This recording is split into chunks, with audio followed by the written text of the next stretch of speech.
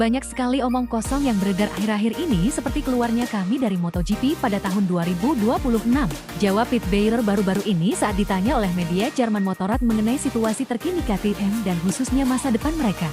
Di departemen balap kami memiliki tanggung jawab besar kepada karyawan dan para pembalap yang semuanya memiliki kontrak dengan kami. Saat ini, semua energi kami difokuskan untuk menyelamatkan perusahaan. Kami tidak ingin menyerah begitu saja, kami ingin memperbaikinya lagi, tambah Pit Beirer.